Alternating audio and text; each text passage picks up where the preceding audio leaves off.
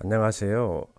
광주에서 책을 만드는 일을 하는 송광용이라고 합니다. 음, 제가 운영하고 있는 출판사는 신미안 또 문학책을 주로 만드는 문학들이라는 두 개의 출판사인데요. 뭐 혹시라도 더 궁금하신 분들은 인터넷 포털이나 이런 데서 검색하시면 더 많은 정보를 얻을 수 있겠습니다. 신미안은 아름다움을 분별하는 눈 이런 뜻인데 분별할 심, 아름다울 미, 눈안 이렇게 이제 한자로 구성이 되어 있습니다. 문학들은 문학이라는 말에 다양한 연대를 뜻하는 들이라는 말을 붙인 것이고요. 에, 그동안 글쓰기와 한국어 고전 또 사진에 대한 강의를 여러 선생님들이 해주신 것으로 압니다. 저는 이 시간에 책이란 무엇인가, 책의 역사, 책의 기능, 책이 만들어지는 과정 뭐 이런 것들을 중심으로 여러분과 이야기를 나누어 보려고 합니다. 하반기에 한 번 더 강의가 있는 것으로 알고 있고요. 그때는 실제 책을 교정하고 편집하는 아마도 그 실기 중심의 강의가 되지 않을까 그렇게 생각하고 있습니다. 오늘 대략적인 이야기를 나누어 보고 부족한 것이 있으면 다음 강의에서 보충하도록 그렇게 하겠습니다. 강의에 들어가기 전에 한 가지 당부하고 싶은 것이 있는데요. 사진을 강의해 주신 최성욱 우리 선생님께서 잘 설명해 주셨겠지만 보통 이제 그 책을 만들 때 들어가는 사진은 그 사진의 그 해상도 그 용량이 너무 작으면 책으로 사용하기가 어려운 경우가 있습니다. 뭐 휴대폰으로 촬영을 한다고 하면 여러분들이 답사 가실 때 그럴 때 휴대폰으로 촬영을 하게 되면 카메라 설정에서 해상도를 가장 큰 용량으로 해주시면 되겠고요. 또 찍을 때는 뭐 큰 용량으로 찍었는데 제출할 때는 뭐 작은 사이즈의 용량을 보내주면 안 되겠죠. 찍을 때 그 큰 용량 그대로 책에 활용할 수 있도록 그렇게 해주시면 좋겠습니다. 제가 알기로는 여러분이 한국에 온 유학생들인 것으로 압니다. 한국어나 또는 뭐 한국에 대한 이해가 어느 정도인지를 제가 알 수가 없고 특히나 직접 이렇게 얼굴을 대하지 못하는 그런 상황에서 출판에 대한 이야기를 얼마나 공감 있게 그렇게 할 수 있을지 우선 걱정이 됩니다. 자, 화면에 지금 보시면 책이란 무엇인가 이렇게 되어 있죠. 현재 이 화면에 뭐 이제 동아시아권의 뭐 한자 문화권에 있는 분들은 이제 굉장히 눈에 익는 눈에 아주 익은 친근한 그런 글자체일 건데요. 지금 이게 한자로 이게 책이라는 글씨입니다. 과연 이게 책이라고 하는 것이 우리 인류와 함께 처음에 어떻게 시작되었는지 그런 이야기를 잠깐 나눠 보겠습니다. 자, 제가 책에 관한 이야기를 할 때 아주 종종 하는 질문인데요. 자, 여러분은 책이 무엇이라고 생각합니까? 이런 질문을 하면 뭐 학생들이 이런저런 대답을 합니다. 뭐 책은 친한 친구 같다. 그러니까 뭐 고민이 있거나 또는 뭐 슬프거나 기쁘거나 하는 이런 상태일 때 또는 뭐 외로울 때 책을 읽으면 위안이 된다고 해요. 자, 그럴 때 마치 친구처럼 책은 친근한 존재다. 이런 이야기를 하시는 분도 있고요. 또 책은 뭐 수면제다. 그러니까 뭐 책만 보면 졸음이 온다. 뭐 하고 하품을 하게 된다. 이런 분도 이런 학생들도 있어요.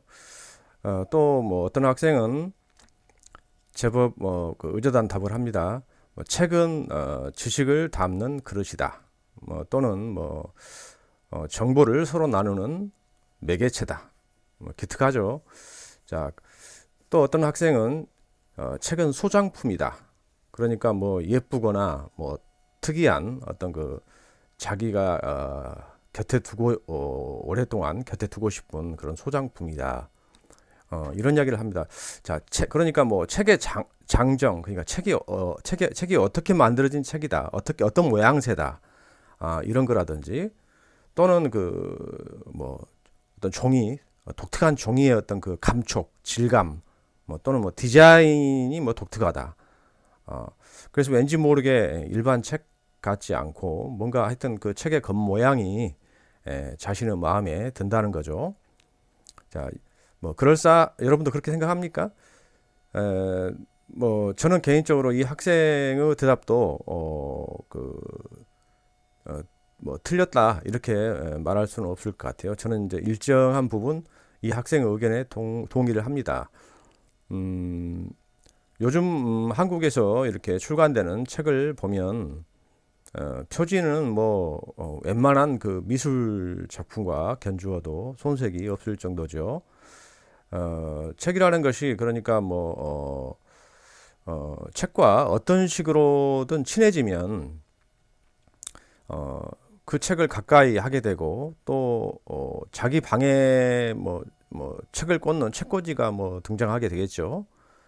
또 이렇게 책이 좀 뭐 점점 많아지게 되면 뭐 책 소장가가 될 수도 있고 뭐 그렇게 많은 책을 소장할 수 있을 정도가 되면 책을 읽지 않을 수 없겠잖아요. 어, 그러니까 뭐 어떤 식으로든 책을 자주 접하게 되는 그런 사람은 또 책을 읽는 사람이 또 책을 많이 접하게 되고 또 책을 많이 접하는 사람이 또 책을 읽게 될 확률이 높아지는 거니까요. 자, 그 다음 화면을 한번 볼까요? 자, 여기 보면은 이제 그 책의 기원 이렇게 되어 있죠. 사실은 이게 이제 뭐 사실은 책의 어원을 통해서 책이 처음에 어떻게 무엇으로 만들어졌나 이런 것을 좀 한번 생각해 보는 그런 화면입니다.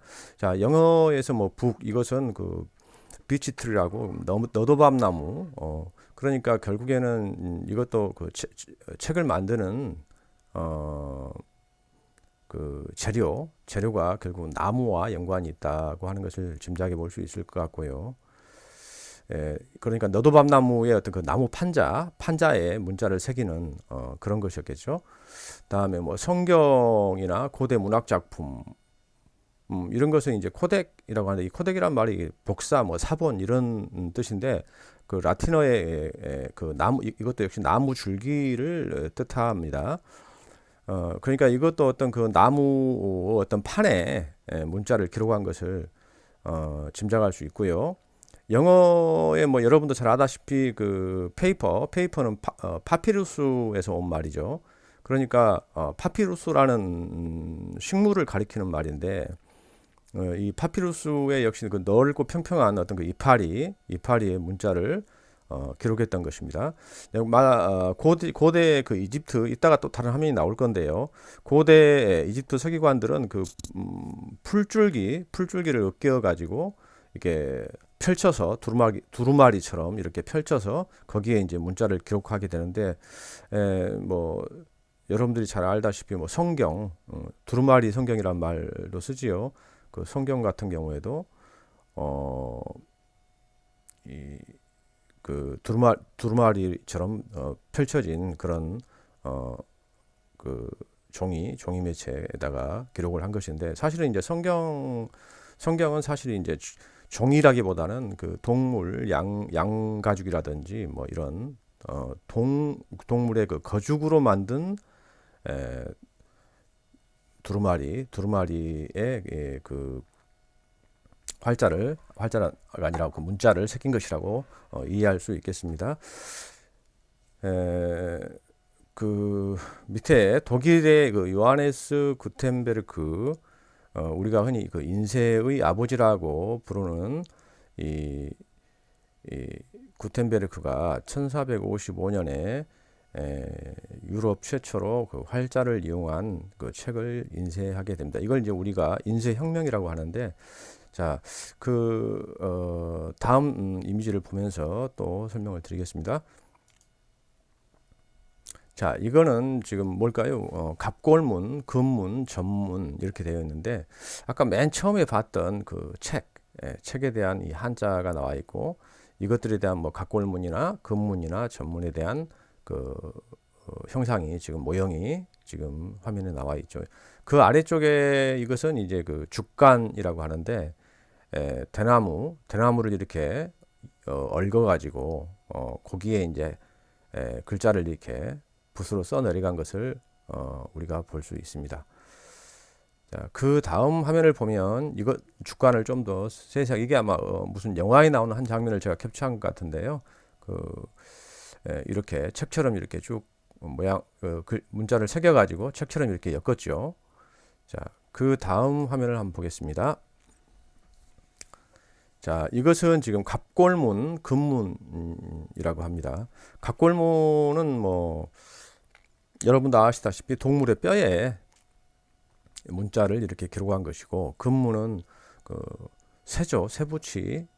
뭐 사찰 절에 가면 그 큰 종이 있죠, 범종이라고 하는 그런 범종 같은 것도 유심히 보면 그 표면에 이렇게 문자가 이렇게 볼로간이 이렇게 새겨져 있는 걸 볼 수 있습니다. 그것도 일종의 금문이라고 할 수 있겠습니다. 자, 요건 갑골문인데, 요거는 그 어깨뼈, 뭐 소의 어깨뼈라든지 뭐 큰 동물의 어깨뼈에다가 이렇게 문자를 기록한 것을 이렇게 볼 수 있어요. 자, 그 다음 화면 보겠습니다. 자, 직지심경이라고 되어 있죠. 직지심경. 자, 이게 사실 책의 역사에서 특히 이제 한국을 빼놓을 수 없는 이유가 바로 이 직지심경에 있다고 할 수 있습니다. 원래의 이 그 직지심경은 백운화상이 만들었다고 하는데요. 이 책은 1372년, 그러니까 고려 공민왕 때 저술이 되었다고 해요. 1377년 지금의 청주 흥덕사에서 금속 활자로 인쇄가 되었다고 합니다. 그런데 이제 이 책이 이제 좀 널리 알려진 것은 1972년 파리에서 열린 세계 도서의회 기념 전시회에 이 책이 출품되어서 세계 최고, 그러니까 가장 오래된 금속 활자본으로 인정을 받았다고 합니다.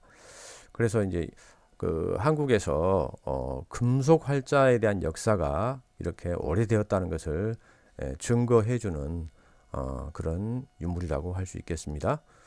자, 그 다음 화면을 보겠습니다. 자, 금강 반야 바라밀다 심경. 금강 반야 바라밀경. 요거는 이제 그 세계에서 그 가장 오래된 책에 이 금강경을 꽂고 있어요.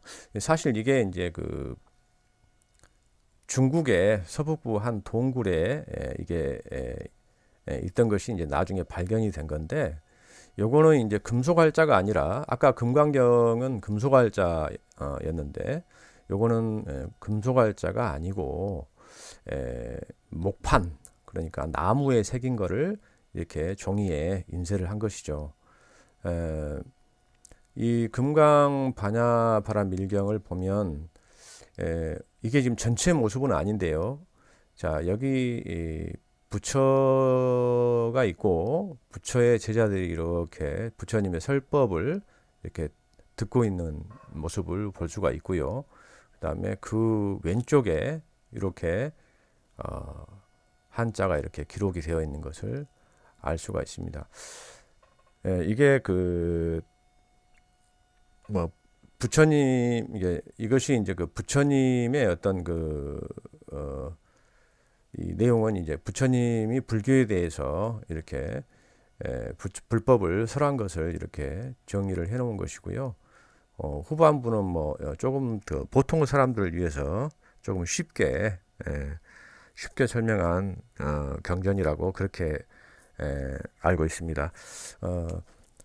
자, 그 다음 책도 그 이미지도 같은 화면인데요. 이것도 역시 금강경인데 이렇게 그 위쪽에 보면 이렇게 이미지들이 그림들이 이렇게 있고 그리고 아래쪽에 글씨들이 있죠. 그리고 이게 이제 위에서부터 밑으로 내려 쓰는 글씨를 이렇게 내려 쓰는 그런 시대였기 때문에 맨 오른쪽에 제목이 이렇게 금강경이라는 제목이 오고 이렇게 글씨들이 이런 순서로 이렇게 기록이 되어 있는 것을 알 수 있습니다. 당연히 이때는 오른쪽에 그 제목이 가기 때문에 자, 사람의 시선이 이렇게 흘러야 되니까 역시 마찬가지로 위쪽에다가 그 이미지들을 깔고 아래쪽에 이렇게 텍스트를 기록한 것을 알 수가 있죠.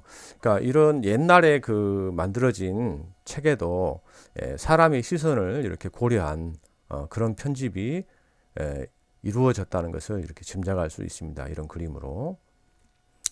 자, 이 금강경이 지금 어디에 있을까요? 이게 지금 뭐 중국에 있거나 또는 뭐 한국에 있거나 그런 것이 아니고 이거는 현재 지금 영국 도서관에 있다고 합니다. 이게 이제 그 중국 아까 말씀드린 중국 서북부 그러니까 그 둔황 동굴에서 발견이 됐는데 뭐 그 영국이 근대에 이것을 그 약탈해 간 것이 아니냐 하는 그런 추정들을 하고 있다고 해요. 자, 다음 화면 보겠습니다. 자, 요거는 사자의 서라고 되어 있죠. 자, 이 사자의 서는 뭘까요? 이 사자의 서는 그 이집트의 미라, 사람이 죽으면 이렇게 묻는 관 속에 이렇게 사람과 함께 묻었던 그런 책자입니다. 그러니까 일종의 뭐 부적 그러니까 죽은 사람이 편안하게 다음 생을 평안하게 살기를 바라는 뜻으로 이런 기록을 무덤의 부장품의 하나로 이렇게 넣지 않았을까 그렇게 해석을 하는데요. 자, 이 사자의 서는 아까 그 처음에 말씀드렸던 파피루스 나무 이파리나 또는 짐승의 가죽, 아까 양피지라고 그랬죠. 그런 가죽에 이렇게 기록을 한 것인데 이게 이제 그 상형 문자라고 합니다. 상형 문자. 여기 지금 화면에 보시면 이렇게 오른쪽에 아마 좀 무슨 재판관 같은 그런 사람이 있고 이게 시중을 들은 사람이 있고 또 이제 여기 또 맨 왼쪽에 보면 이렇게 또 무슨 판관이 있는 것 같고 그리고 자 보시면은 여기 있는 사람들은 다 이렇게 순서를 마치 기다리고 있는 것처럼 그렇게 보이죠. 그리고 이제 이 사람들은 또 뭘까요? 이 사람들도 아마 죽은 영혼인 것 같은데 여기 말하자면은 이제 한국에서는 뭐 저승사자 사람이 죽으면은 저승까지 데리고 가는 이런 사자가 아닌가 짐작이 되고 여기도 지금 한 사람이 이렇게 사자에게 손이 이끌려서 오고 있죠. 그리고 이제 여기 이렇게 보면은 저울 같은 게 있습니다. 저울 같은 게 자세하게 보면 요게 이제 사람의 심장, 죽은 사람의 심장이고 요거는 그 깃털이라고 그래요. 깃털. 그러니까 뭐라 할까 그 심판 죽은 이 한 사람이 살아 있었을 때 악한 일을 많이 했나 또는 선한 일을 많이 했나 뭐 이런 것을 판단하는 그런 장치라고 합니다. 이게 그래서 그 심장이 이 깃털보다 더 무거우면 이 사람은 이승에서 그러니까 살면서 죄를 많이 지었다. 그렇게 판단하고 이 사람들은 영원한 그 어떤 사후 죽은 다음의 세계로 가지 못하고 이게 이승을 떠도는 영원히 떠도는 그런 벌을 받게 된다고 믿었다고 합니다. 이집트인들이. 자, 이 사자에서 이걸 자세하게 보시면 이 전체 그림을 이렇게 놓고 보면 가장 무게중심이 어디에 있죠, 지금? 자, 여기 이 판관에게 쏠려 있는 것을 알 수 있죠. 이 사람의 시선도 판관을 바라보고 있고 여기도 판관을 바라보고 있습니다. 여기도 지금 무게를 단 사자가 좌우에 이렇게 놓고서 지금 심장이 더 가볍죠. 심장이 가벼우면 이 사람은 선행을 많이 쌓았다는 거죠. 깃털이 더 무겁잖아요. 그러니까 선행을 많이 쌓았다. 뭐 이런 사람은 이제 기독교식으로 말하면 천국에 가는 거고. 자, 전부 다 여기 있는 사람이 중심 인물인 것을 알 수가 있습니다. 자, 그리고 여기에 이제 이렇게 상형으로 된 문자가 이렇게 써져 있습니다. 이게 이제 일종의 주문 같은 거라고 해요. 그러니까 이게 굉장히 오래된 것인데도 불구하고 그 당시에도 사람들은 이렇게 한 장의 그 이미지 속에 책 장면 속에 중요한 게 무엇인지 그 다음에 조금 덜 중요한 게 무엇인지를 알 수 있게 시선의 흐름이 이렇게 있다는 거죠. 여기에 초점이 가지게. 그리고 여기에 이제 텍스트를 설정했다는 것을 우리가 알 수 있습니다. 여기는 이제 그 또 하나의 어떤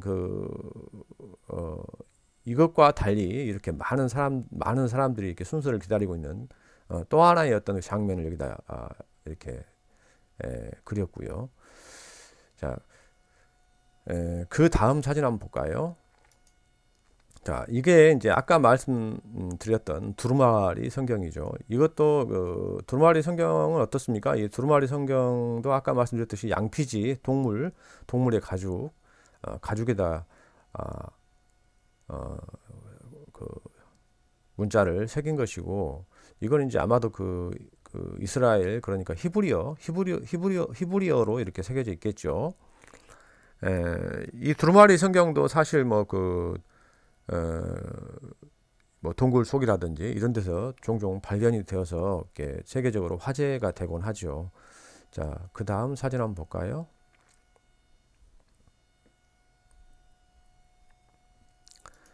자, 요거는 이제 성경입니다. 성경.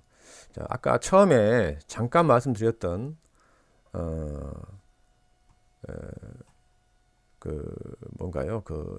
인쇄혁명, 구텐베르크가 인쇄혁명을 일으켰다고 했죠. 그것과 아주 밀접한 연관이 있는 건데요. 이게 이제 이 성경이 구텐베르크가 발명한 인쇄술, 그 인쇄술로 찍은 책이죠. 책. 요것도 이렇게 아까 앞에서 봤던 여러 이렇게 사자어서에서 이렇게 봤던 편집의 어떤 시선의 흐름 이런 것처럼 오래전에 만들어진 성경에도 그런 게 좀 있죠. 이렇게 텍스트를 가운데로 이렇게 몰아서 2단으로 1단 또 하나 1단 이렇게 2단으로 하고 그 사이를 구분해주는 이미지 같은 걸 이렇게 만들어 넣었죠.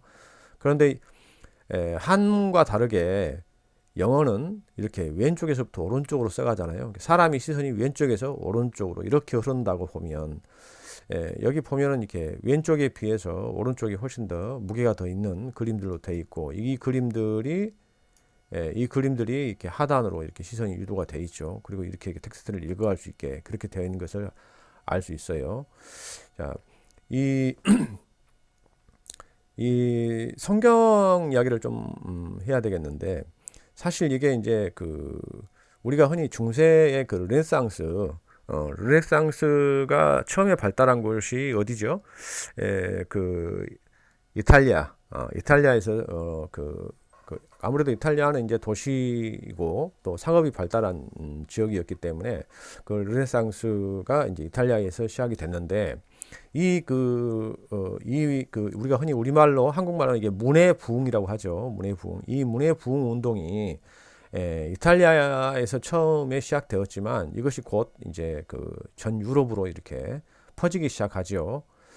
자, 이 르네상스는 사실 그 신본이 아니라 인본. 그러니까 중세는 그 로마 교황의 권력이 막강하던 그런 시기고, 사람보다는 신을 먼저 중심에 두는 그런 시대였죠. 그런데 이 르네상스는 사실은 인본주의, 그러니까 신본, 신이 아닌 인간을 그 중심에 두고 있던 그런 운동인데, 자, 이것과 인쇄술이 아주 밀접한 연관을 갖게 됩니다.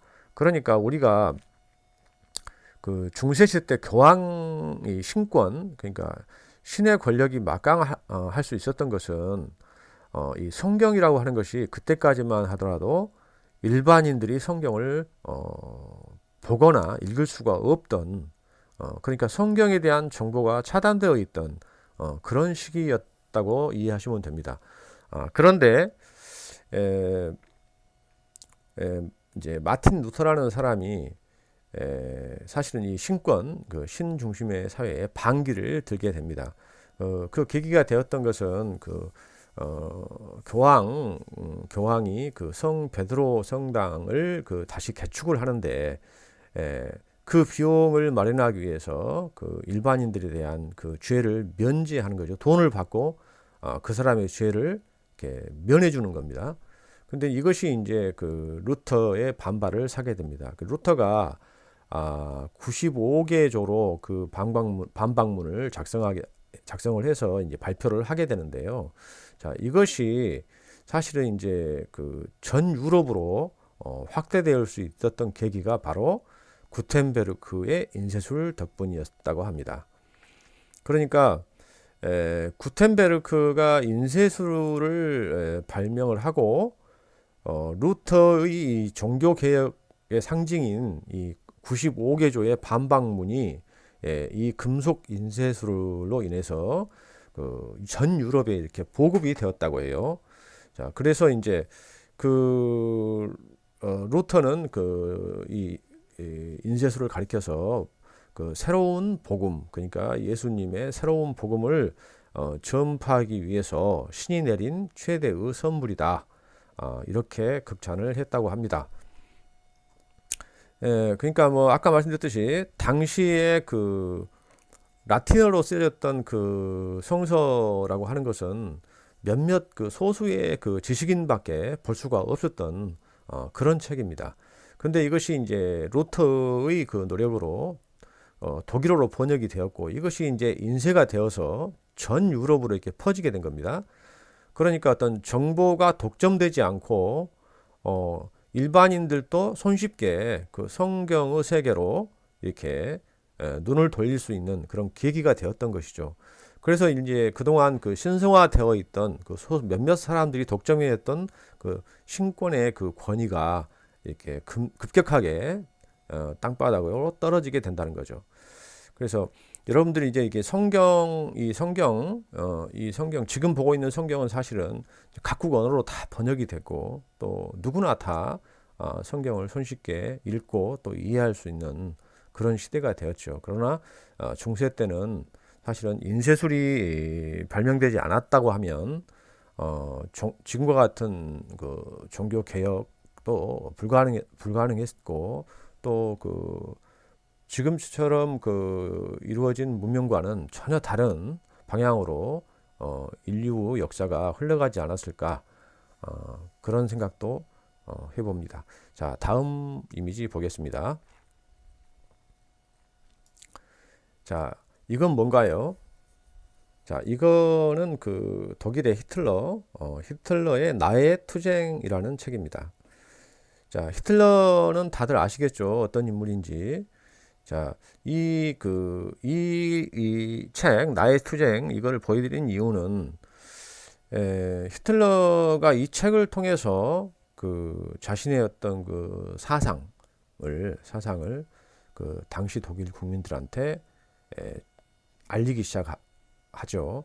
자, 그러니까, 어떤 히틀러의 어떤 그런 그 극단적인 어떤 민족주의, 또 뭐 어떻게 봐야 되나요? 뭐 인종을 차별하고 유태인을 뭐 학살했죠. 그 인종 차별주의라든지 이런 것들을 담고 있는 이 책이 당시에 900만 부가 판매됐다고 합니다. 그러니까 어마어마하죠. 지금 시대에서 한국에서 뭐 100만 부 팔리면 그 아주 오랫동안 기록될 만한 세계의 베스트셀러라고 합니다. 그런데 그 당시에 900만 부라는 이 부수가 판매되었으니까 이 책이 나중에 이제 독재자 히틀러의 어떤 그 파시즘의 단초가 되었다고 해요. 그러니까 이것은 어떤 그 한 권의 책이 어떤 권력의 도구라고 할까? 이런 걸로 이렇게 전락한 그런 사례로 이해할 수 있겠습니다. 자, 그 다음 이미지 보겠습니다. 자, 이거는 마오쩌둥, 그러니까 우리가 흔히 모택동이라고 하는 그 모택동 어록이죠, 어록. 그러니까 어떻게 보면 이 책은 지금도 아마 잘은 모르겠지만 중국 사람들에게는 아주 귀중한 책으로 아마 남아있지 않을까 그런 짐작을 해보는데요. 이 모택동 어록도 역시 마찬가지로 모택동의 사상이나 어떤 그 경구, 그러니까 도덕적인 어떤 가르침을 담은 책입니다. 이 책이 사실 그 중국의 모든 그 노동자들에게 아주 널리 보급되었고, 사실 중국이 또 인구가 어마어마하지 않습니까? 그래서 이 책은 아까 또 히틀러의 그 나이 투쟁과는 비교할 수 없을 정도로 엄청난 부수가 또 사람들에게 판매되거나 또는 보급되었고 또 익히지 않았을까. 특히 뭐 우리가 알고 있는 중국의 그 문화 대혁명 시기, 또 1970년대죠 그때가. 그럴 때 이것은 뭐 당 차원에서 수많은 부수를 제가 듣기에는 몇 억부라고 해요. 몇 억부에 달하는 부수가 판매되거나 이렇게 보급이 되었다고 해요. 그래서 이제 이게 무료로 나눠주고 일종의 사상 교육의 어떤 그런 형태로. 그래서 이게 1960년대 말, 그러니까 70년대, 그죠? 70년대 중반까지는 중국에서는 웬만한 학생들이나 사회인들이 이 모주석의 이 책을, 어록을, 가지고 다녔고, 또, 늘 읽고, 외우고, 그랬다고 합니다. 이것도 일종의 이제 한 권의 책이, 어떻게 보면 정치적으로, 엄청난 그 위력을 발휘할 수 있다는 것을 보여주는 그런 사례라고 할 수 있겠습니다. 자, 제가 이렇게 직접 보지 않고 저도 지금 이렇게 모니터만 보고 이야기를 하다 보니까 이게 지금 자꾸 혀가 꼬이고, 또 이게 말의 어떤 그 악센트, 또 강약 이런 것들, 또 그 말의 속도 이런 것들을 사실 여러분들 얼굴을 보면서 이렇게 진행을 해야 자연스러운데, 지금 녹음을 하고 녹화를 하는 이 도중에도 지나가는 어떤 한 대목에서 이건 내가 좀 말이 좀 꼬였네, 또 뭔가 좀 이거 의미를 좀 명확하게 설명하지 못했네 하는 좀 후회가 됩니다. 그렇다고 하더라도 이걸 중간에 중단할 수 없기 때문에 계속 진행을 해보죠. 자, 조금 아까 지금 모택동 어록까지 이야기했죠. 조금 숨을 돌리는 차원에서 중국에 우리가 좀 달리 이 시각을 좀 바꿔봅시다. 자, 요 화면을 보시면, 요 화면은 뭔가요? 역시 이제 중국의 사마천, 역사가죠. 역사를 기록한 사마천의 책 사기 열전에 관한 이야기입니다. 자, 아마도 그 사마천의 사기 열전은 한두 번 정도는 다 들어보았을 것 같아요. 자, 이 사기가 뭔가요? 이게 아주 너무 유명한 거죠. 저 사마천의 사기라고 하는 것은, 여기 화면에 나와 있는 사기 열전은 그 사기 중에 하나의 파트이고요. 자, 사기는 사기 봉기, 사기, 서기, 또 사기 열전, 이런 식으로 구성이 되어 있는 방대한 책입니다. 자, 이것이 이제 중국의 어떻게 보면은 중국을 통틀어서 어떤 최고의 역사서이자 문학서라고 할 수 있는 그런 책이죠. 이 사마천이라는 이 사마천이라는 인물은 한나라 때의 그 역사가입니다. 한나라. 그러니까 그 한나라 무제. 그러니까 한나라 무제는 사실 이 한무제는 중국의 역사에서 굉장히 그 손꼽히는 그런 황제죠. 그 시기에 그 이 사마천이 에, 그 살았고 또 그 시기에 이제 그 태사공이라는 그러니까 태사 그 역사를 기록하고 뭐 천문이라든지 뭐 또 그 역술 천문 역술 또는 뭐 그 역사를 기록하는 그런 직책을 이제 태사라고 하는데요. 태사라고 하는데 그런 그 벼슬을 하면서 이 사마천이 그 한무제 밑에서 일을 하고 있었습니다. 자, 그 어떻게 보면 이제 사마천의 참 제가 이제 이 사마천 이야기를 하는 것은 굉장히 이 사마천의 그 일대기가 굉장히 드라마틱하기 때문에 흥미진진하고 또 책을 그 설명하는 매개로서도 아주 손색이었기 때문에 이 사마천을 지금 여러분께 보여드리고 있습니다. 자, 이 아까 말씀드린 것처럼 이 사마천이라는 인물이 그 한무제 때 태사라는 직책을 맡았다고 했죠. 자, 이 사람이 태사공 전서라는 이게 이제 사마천이 지은 그 글의 제목 중에 하나예요. 이게 자신의 일종의 자서전 같은 소개의 그 글을 담은 그런 챕터입니다. 자, 이 사람은 그 태사공 전서에 기록하는 걸 보면은 아버지도 역시 그 사마담이라고 하는 그 역사를 기록하는 사람이었고 아버지가 굉장히 박학다식한 그런 인물이었다고 해요. 그래서 이제 그 한무제 초기 때 그 태사령 그러니까 이 역사를 기록하는 그런 직책으로 일을 하게 됐고 또 이 아버지 사마담이 볼 때 이 사마천이 굉장히 그 어렸을 때부터 이 아들이 총명했다고 합니다. 그래서 좀 주목할 만한 대목이 뭐냐면 아버지 사마담이 사마천이 어렸을 때부터 뭐 여러 가지 고대 문헌들을 구해와서 읽게 하고 했는데 가장 중요한 것이 그 20살 때 그 중국 전역을 이렇게 유람하면서 중국의 그 어떤 당시 사회적 분위기라든지 지리, 뭐 풍토, 뭐 이런 것들 다양한 어떤 문화적 체험을 하게 합니다. 그리고 또 그때의 사건들을 연구하고 또 그 역사적 자료들을 수집하게 하는 그런 일을 이렇게 경험하게 하죠. 그러니까 이것이 이제 나중에 사마천이 이 사기라는 책을 쓸 때에 굉장히 도움이 되는 그런 경험이 되었다고 볼 수 있습니다. 자, 그 사마천 하면은 이제 사마천이 이렇게 그 한무제 때에 이렇게 벼슬을 살다가 일생일대 가장 뭐라고 해야 되나요? 가장 격변기가 옵니다. 격변기가.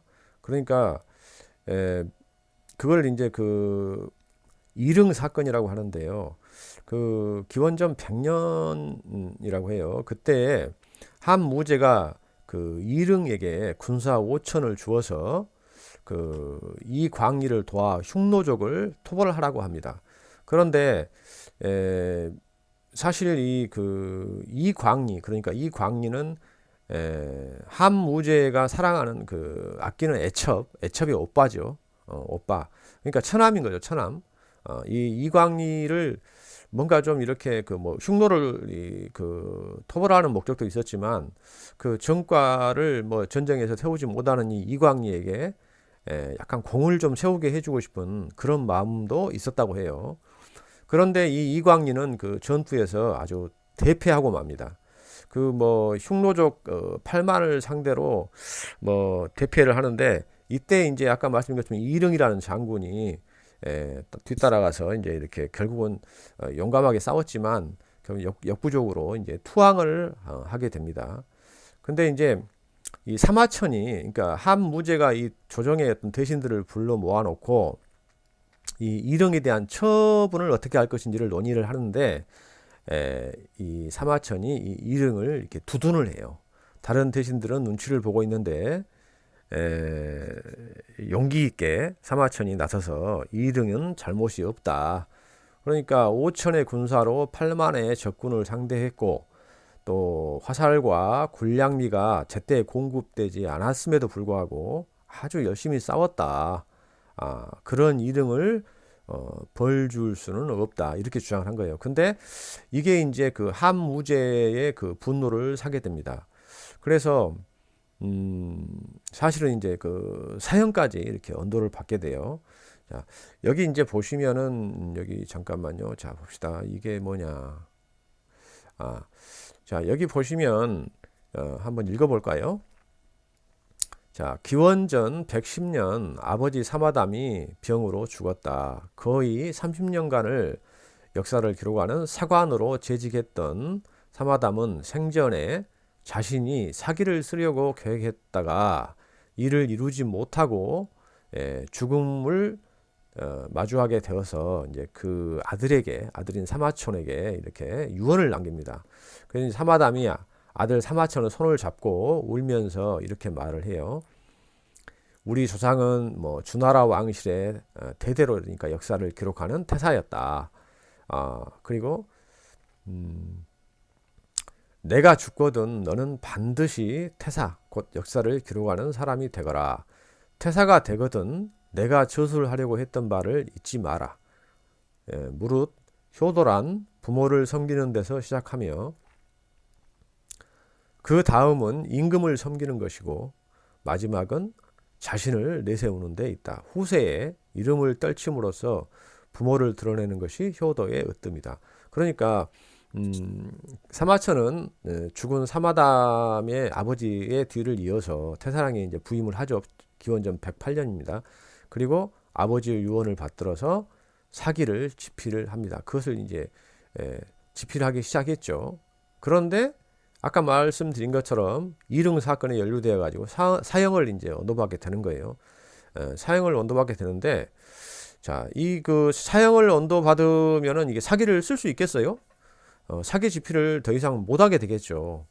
그래서 당시에 이제 한나라에서는 사형을 받게 되면은 그 세 가지를 선택할 수 있다고 해요. 하나는 뭐냐면 허리가 잘리는 요참형, 이걸로 죽는 것이고, 또 하나는 50만 전이라는 막대한 벌금을 내고 죄를 사면받는 것이고, 마지막으로는 이제 궁형, 그러니까 사마천은 이제 남성이니까 남성의 이제 그 거세를 당하는 거죠. 거세.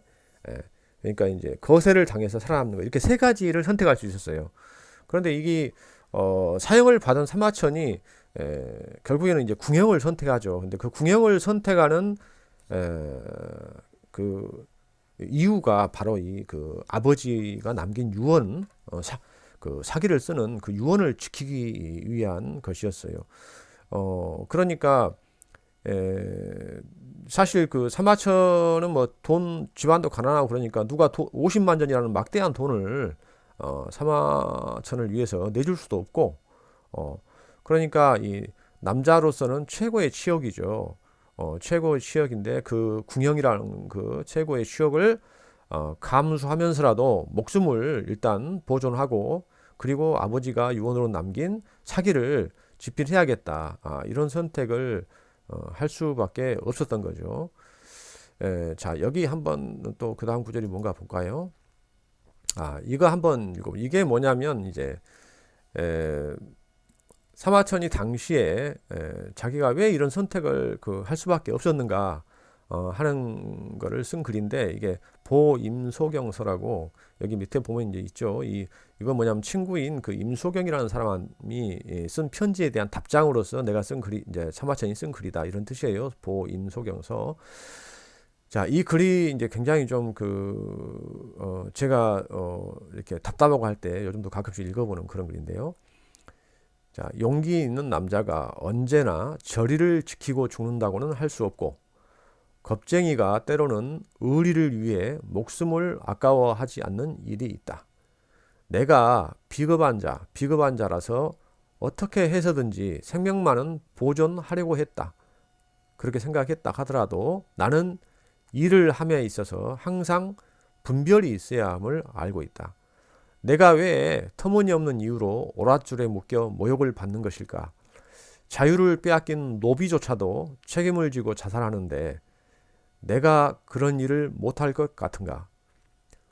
은인을 거듭하고 생명만 보존하는 것은 더럽고 불결한 것임을 알고도 내가 그것을 개의치 않고 살아간 것은, 그러니까 내가 이 불결한 것들 이런 것들을 알고 있으면서도 그래도 이 목숨을 보존하려고 했던 것은 내 마음 속에 생각해 둔 아직 충분히 발표하지 못한 생각해 둔 것을 아직 충분히 발표하지 못한 어떤 억울한 것이 있고, 또 이런 훌륭한 저수를 후세에 남기지 않고 세상을 떠나는 것만큼 수치스러운 일이 없다고 생각하기 때문이다. 그러니까 이 사기를 집필하기 위해서 그랬다는 것이죠.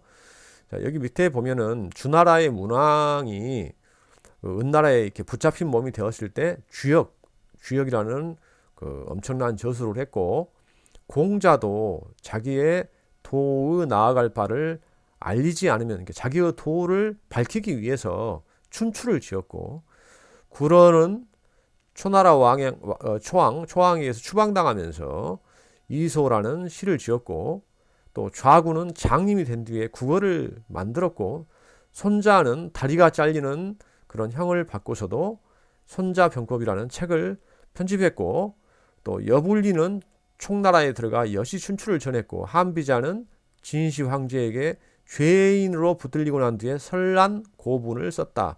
뭐 이런 식의 이제, 그러니까 내가 왜 차라리 죽음을 깨끗하게 택하지 않고 구차하게 살아남아서 그 궁영을 받을 수밖에 없었는가 하는 것을 이렇게 밝혀놓고 있어요. 자, 이 글도 역시 마찬가지로 거의 비슷한 그런 내용인데, 이것도 아까 지금 말씀드린 보임소경서 중에 한 대목입니다. 자, 오직 이 저작을 이루지 못하는 것이 안타깝다. 뭐 이런 일심이 있어서 궁형이라는 극형을 받았고, 그런 극형을 받았고서도 태어날 수 있었고, 남을 원망하는 마음은 전혀 생기지 않았다. 내가 심혈을 기울여서 이 저술이 끝나 이것을 명산 속에 넣어 간직하고 이것이 영원히 전해져서 큰 도시에 사는 학문을 이해하는 사람들에게 전해질 수만 있다면 나의 커다란 이 치욕은 충분히 보상되고도 남을 것이다. 만일 내가 사형된다 하더라도 무슨 억울함이 있을 것인가. 자, 궁형이라는 화를 입고 향리의 비웃음을 받았을 뿐 아니라 선조에게 큰 수치를 입힌 이상 나는 두 번 다시 돌아가신 부모에게 성묘도 할 수 없다. 100세가 지난 오랜 시간이 지난 뒤에도 이 수치는 결코 소멸되지 않을 것이다.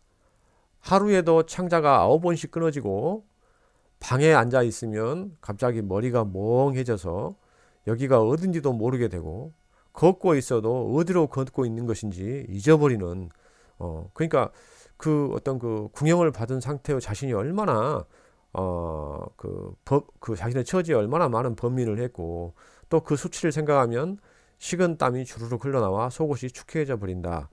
이런 그 자신의 처지를 친구인 그 임소경에게 사마천은 썼던 거죠. 자, 어떤가요? 사마천이 결국은 이런 치욕을 겪고서 견디면서 썼던 이 사기는 사실 중국의 역사에서 이 사기를 뛰어넘을 만한 그런 역사서는 아직까지 쓰여지지 않았죠. 그러니까 사마천의 이 그 치욕은 아까 여기 그래서도 나왔지만 먼 훗날 이 학문을 이해하는 사람들에게 전해질 수만 있다면 했는데, 사실 그렇게 사마천이 뜻한 바대로 이루어진 것이라고 할 수 있습니다. 자, 중국의 이야기를 했고요. 또 뭐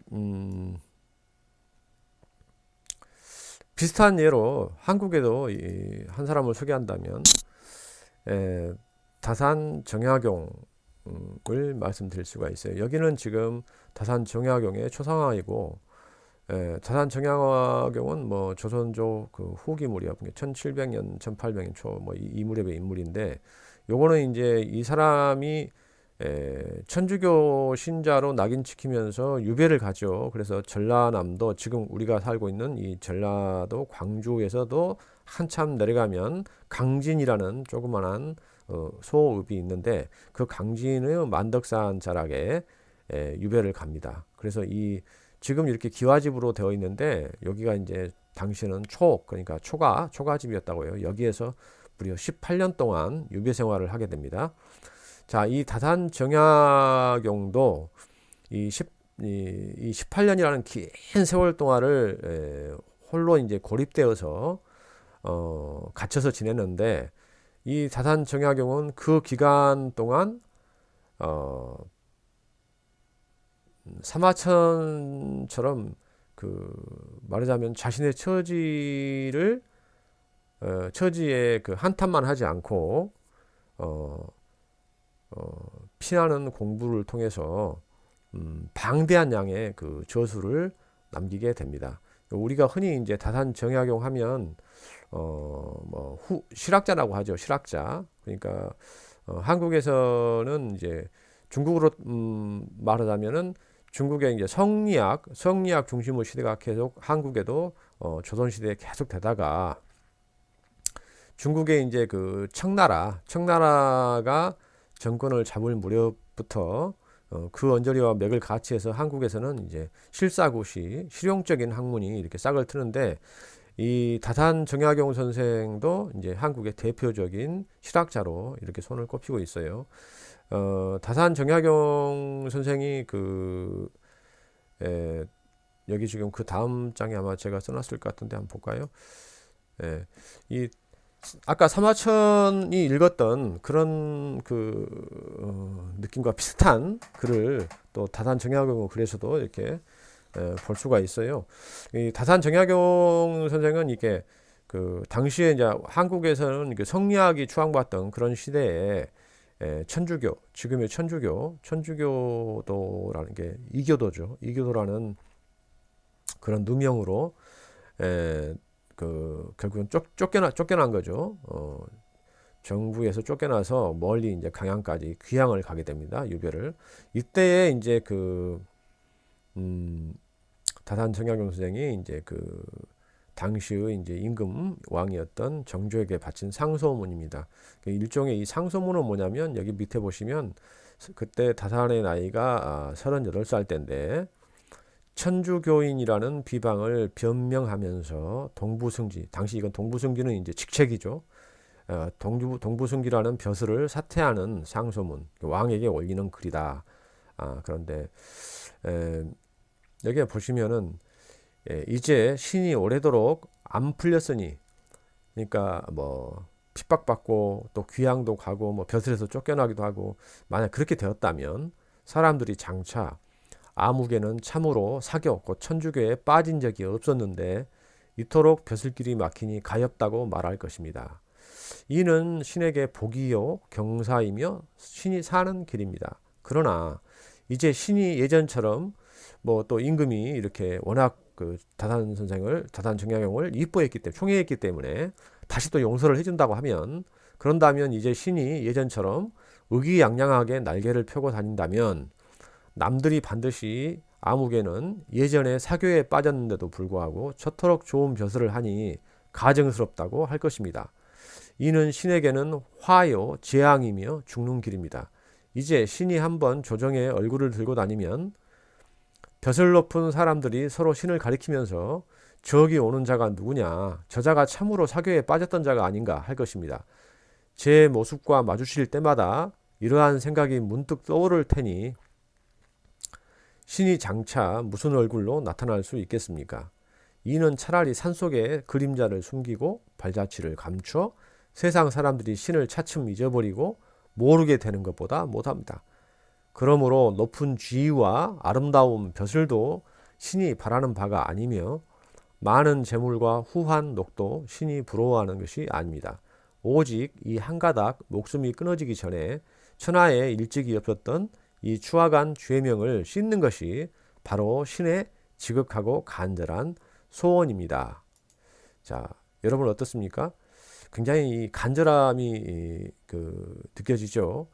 당시에 그 다산 정약용과 반대파 신하들도 이 다산 정약용이 올린 이 상소문을 읽고서 아주 매우 광명하다, 아주 밝다, 라고 칭찬을 했다고 해요. 자, 여기 지금 자명소라고, 일명 자명소라고, 이게 뭐야, 스스로를 밝게 밝히는 상소라, 이런 뜻이겠죠. 이 다산 정약용 선생은 이제 아까 말씀드린 것처럼 강진에서 이제 기나긴 유배 생활을 하게 됩니다. 그런데 이제 처음에 그러니까 이제 천주교와 연관 있는 사람들을 이렇게 색출하는 그런 그 일이 1801년 1월 달에 있었고, 그 다음 달인 2월에 정약용과 그 삼형제, 그러니까 정약종 이렇게 삼형제가 이렇게 체포되죠. 그 다음에 이제 3월달, 그 다음 달인 3월달에 정약용은 경상도 장항기라고, 지금은 이제 포항에 유배를 당합니다. 둘째 형 약전은 전라도, 지금 우리가 살고 있는 여기서 한참 내려가면 신지도라고 하는 섬이 있는데 완도에 속해 있죠. 완도군에 이 신지도로 유배를 갔고, 셋째 형인 정약종은 사형을 받습니다. 사형을.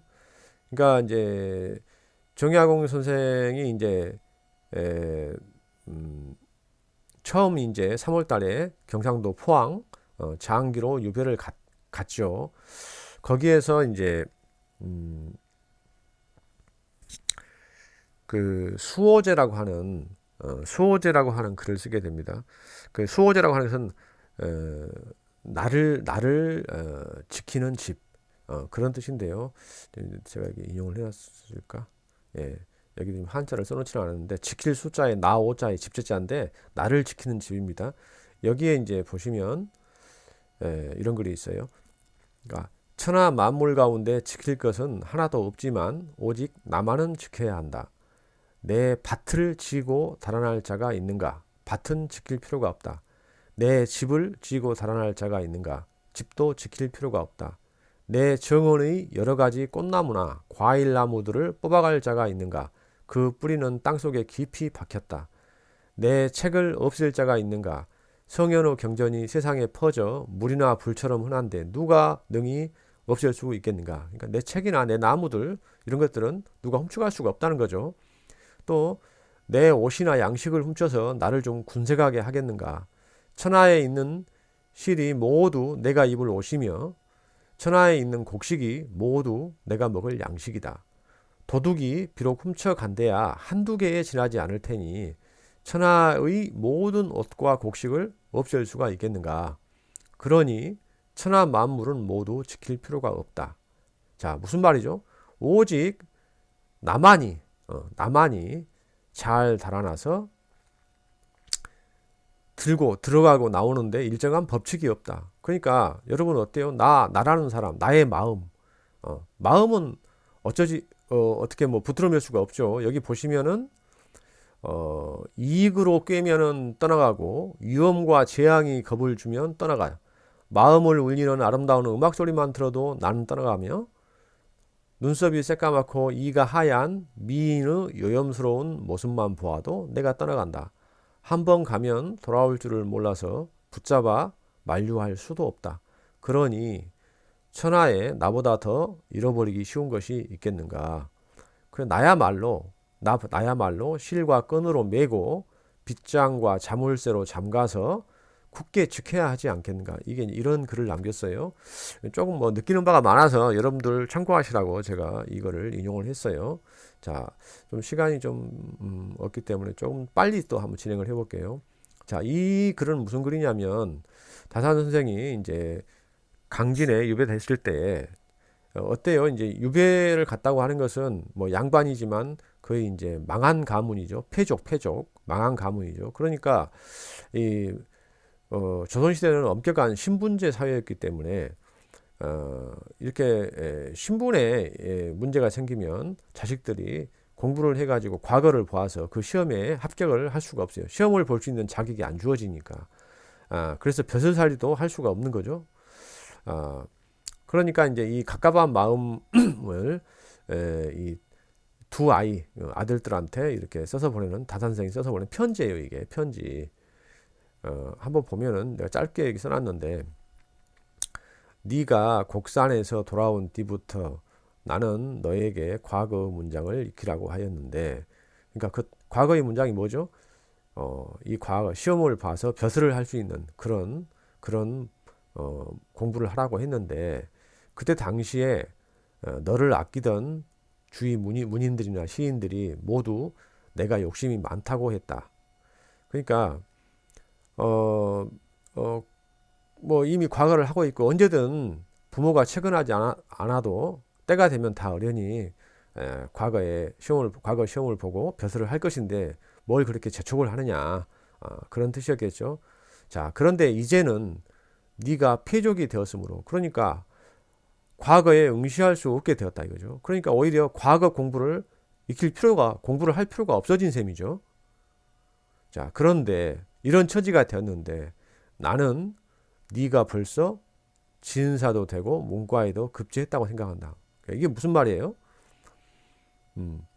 과거 시험조차도 볼 수 없게 된 너를 보니, 아버지인 내가 볼 때 너는 이미 진사라는, 과거에 급제해서 진사도 하고 진사라는 벼슬도 하고 문과에도 급제를 해서 했다고 생각한다. 그러니까 이제 보세요. 문자를 알고 있으면서 과거에 대한 누가 없는 경우와 진사가 되고 급제를 한 경우 어느 쪽을 택하겠느냐. 그러니까 자, 진정한 공부, 사실 옛날 선비들은 진정한 공부는 과거 공부가 아니라고 생각했죠. 그러니까 과거 공부는 그야말로 벼슬을 하기 위한 그런 수단이었는데, 너가 이제 그 수단이 되는 그 공부를 하지 않아도 된다. 진정한 공부를 하면 된다, 그 말이죠. 과거 공부가 아닌 진정한 학문을 연구하는 그런 이제 처지가 되었다. 자, 그러니 너는 어느 쪽을 택할 것이냐. 너는 이제야말로 참으로 공부할 기회를 만난 셈이다. 자, 어쩐지 이렇게 말을 하고 있지만 뭔가 이 글을 대하면 참 그 자식한테 격려의 편지를 보내고 있는 아버지 다산의 어떤 심정이랄까, 그런 것들이 좀 느껴지죠. 그러니까 여기 밑에 제가 적어놨는데, 자식에게 과거 공부를 보냈었는데 이제는 뭐 과거를 얻고자 해도 얻을 수 없는 패족의 신세가 되었다. 그러니 그가, 즉 다산 선생이, 나는 네가 벌써 진사도 되고 문과에도 급제했다고 생각한다 하고 자식을 위로할 때 그 말에 녹아있는 아버지의 마음이 얼마나 착잡했을까. 자, 이제 다산 선생에 대한 소개를 좀 하려고 이 세 개의 글을 방금 읽어드렸고요. 또 아까 처음에 말씀드렸듯이 이 사마천과 비교해서 우리 그 한국에 이 다산 선생이 있다는 것을 알려드리기 위해서 지금 잠시 소개를 했어요. 제가 그 아까 말씀드린 것처럼 이 다산 선생은 그 18년 동안 이렇게 유배 생활을 했는데, 그 18년 동안 했는데 이 그 18년 유배 기간 동안 그 책을 끊임없이 보고 또 끊임없이 썼어요.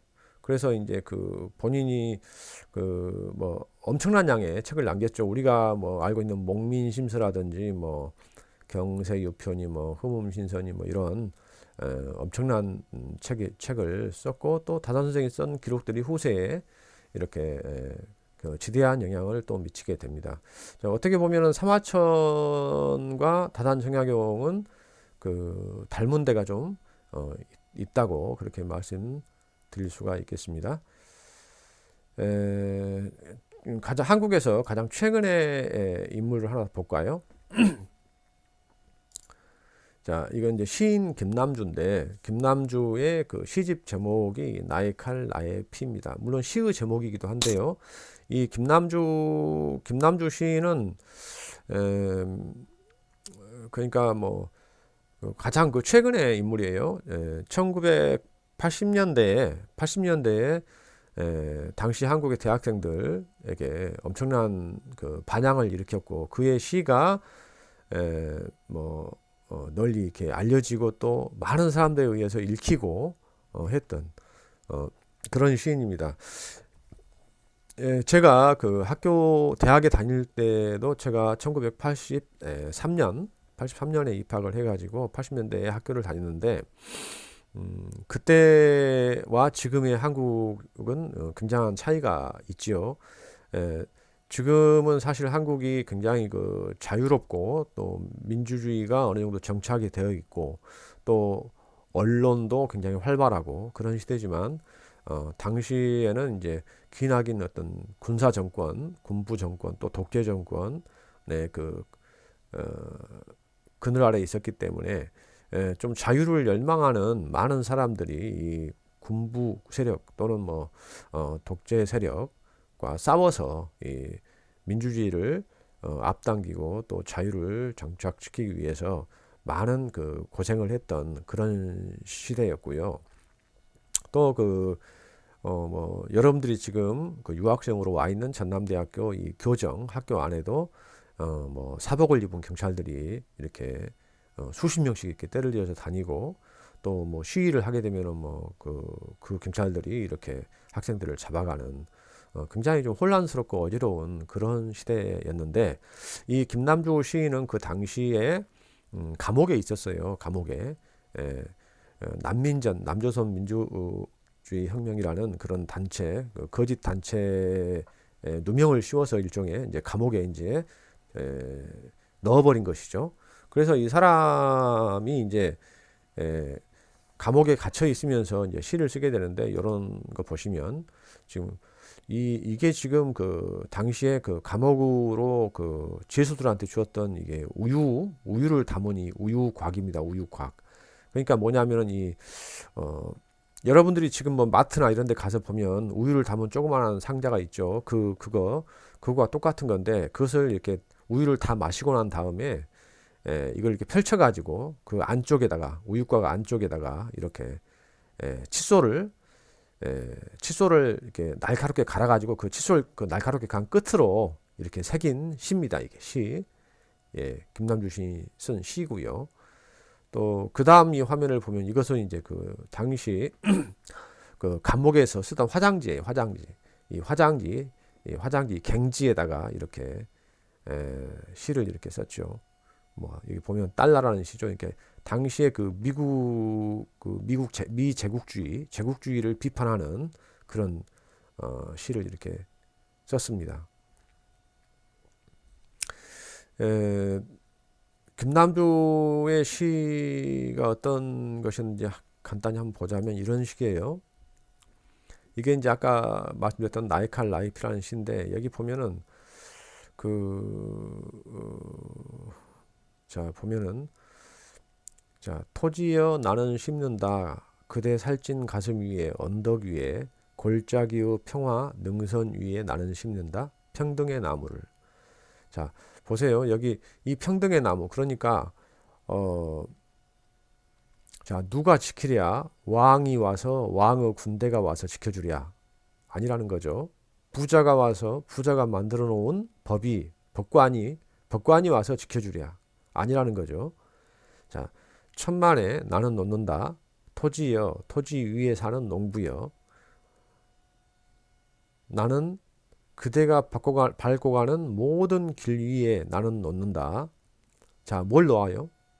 자, 이 나의 칼 나의 피. 곧 나의 칼 나의 피는 뭐죠? 오, 평등이요. 평등은 나무요. 그러니까 자유롭지 못한 시대에 가진 자가 더 많이 갖고 못 가진 자는 계속 핍박받고 하는 그런 시대가 아니라 누구에게나 다 평등한 그런 나무를 그런 세상을 나는 바란다. 나의 칼 나의 피라는 시가 이제 그런 이야기를 지금 써놓은 시입니다. 김남주 시인은 이렇게 특히 일하는 사람들, 노동자, 농민 이런 소외되고 핍박받는 사람들이 온전하게 제대로 살 수 있는 세상을 희망하는 시를 많이 썼습니다. 뭐 통일에 대한 시도 쓰고 우리 한국은 지금도 분단 국가죠. 남한과 북한이 분단되어 있고 서로 대치되는 그런 상황인데 이런 뭐 당시에 80년대 수많은 시인들이 뭐 민족 통일을 노래한 시도 많이 썼고 또 이렇게 노동자들의 권위 또 이런 지위를 향상시키기 위한 시도 쓰고 그랬어요. 자, 이제 제가 이제 왜 이 시를 인용을 했냐면 여기 보시면은 뭐 꼭 제 이야기를 꼭 보여드리는 것보다 여기 보면은 뭐 신문에 소개했던 한 글을 제가 인용해 왔는데 덕성여자대학교의 교수인 문학평론가이기도 한 윤지관 교수가 그 신문에 써놓은 글이에요. 나의 칼 나의 피에 대해 이렇게 썼는데 길지 않으니까 한번 읽어봅시다. 자, 1980년대 어묵한 시대에 스스로를 혁명가이자 전설하고 일컬었던 시인이 있었다. 말로만이 아니라 행동으로 나서 80년대의 대부분을 감옥에서 보냈던 시인 김남주.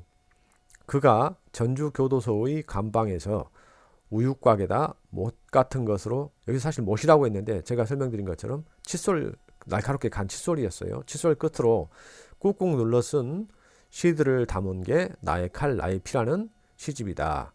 1987년 이 옥중 시집이 처음 나왔을 때, 옥중 시집이라는 것은 김남주 시인이 당시에 감옥에 있었어요. 면회를 간 그 동생 김덕종 씨에게 그 밥을 사식이라고 하죠. 밥을 이렇게 해가지고 면회를 가서 이제 그 김남주 시인이 그 밥을 먹게 되는데, 사실 김남주 시인이 그때 밥을 거의 먹지를 않고 3분의 1쯤 먹다가 교도관들이 보지 않을 때 그 자신이 쓴 그 원고 뭉치를 그 밥 속에 이렇게 어떻게 뭐 반찬인가 밥 속에 어떻게 밀어 넣었다고 해요. 그래서 그게 이렇게 들키지 않고 용케 이제 가지고 나와서 그것이 이제 87년에 이렇게 시집으로 나의 칼 나의 피라는 시집으로 엮이게 됩니다. 이게 이제 실천문학사라는 출판사에서 나왔는데, 아까 본 것처럼 이 시가 굉장히 직설적이었잖아요. 이 뭐 이렇게 막 요즘 시처럼 무슨 그냥 비유적이고 뭐 은유나 뭐 상징이나 이런 게 없고 거의 무슨 그 산문처럼 누구나 읽으면 쉽게 이해될 수 있는 그런 시죠. 이런 직설적인 이런 시가 당시에 억눌려 있던 많은 사람들의 마음을 이렇게 위로해주고, 또 여기 보시면은 뭐 어떻게 됐죠? 나는 도끼로 장작을 패듯 내리치는 그 직설에 놀랐고 격정에 타올라 화산처럼 분출하는 뜨거운 신념에 압도되었고 그 밑바닥에 흐르는 너무나도 순정한 영혼에 매혹되었다. 자, 보세요. 군사 정권의 강압이 절정에 이르렀던 그 시대에 모든 언로가 막히고 굴절되던 시대에 자그마한 몸집의 한 시인은 마치 임금윤기가 당나귀귀라고 하던 동화 속의 아이처럼 말한다. 학살의 원흉이 지금 옥좌에 앉아있다 라고. 야, 이게 무슨 말이죠? 자, 김남주 시인이 쓴 학살이라는 시가 1, 2, 3 이렇게 세 편이 있는데 1980년 5월 달에 여러분이 지금 머물고 있는 이 광주에 5.18 민주화 운동이 일어나죠. 그 5.18 민주화 운동이 일어났을 때에 사실은 그 군인들의 그 공수부대라고 하는 그 군인들의 무자비한 민간인을 무자비하게 탄압하니까 학생들의 시위를 탄압하고, 그러니까 민간인들이 분노해서 시위에 참여하게 되고, 이제 그런 또 민간인들 그 학생들을 총칼로 무자비하게 이렇게 진압을 하게 됩니다. 거기에서 많은 사람이 죽거나 다쳤지요. 또 끌려가서 행방불명 되기도 했습니다. 자, 그런 광주 그 당시 학살을 김남주 시인이 이제 학살 1, 2, 3 이렇게 시를 지었는데, 그 구절 중에 그 시의 한 구절이에요. 학살의 원흉이 지금 옥좌에 앉아 있다. 당시에 그 최고 권력자를 지칭한 거죠. 자, 정직한 언어는 어떤 시적 수사로도 도달하지 못하는 지점을 단숨에 장악한다. 자, 이렇게 써놓고 나니까 대략 뭐 김남주 시인이 어떤 인물인지 좀 그림이 그려질 거라고 생각해요. 자, 이렇게 제가 사마천도 이야기했고, 뭐 김남주 시인도 이야기했고, 다산 정약용도 이야기했죠. 대략 이렇게 이제 이런 이야기를 제가 꺼낸 이유는 뭐 다른 데 있는 게 아니에요. 사실 뭐 이렇게 아까 처음에 서두에 이야기했던 책이라고 한 것이 무언가 하는 걸 좀 더 정리를 해보려고 이런저런 예를 들었던 겁니다. 자, 여러분들이 생각할 때 어떤가요? 뭐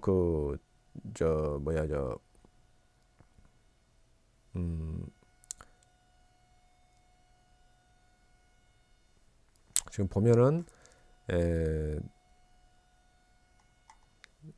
자,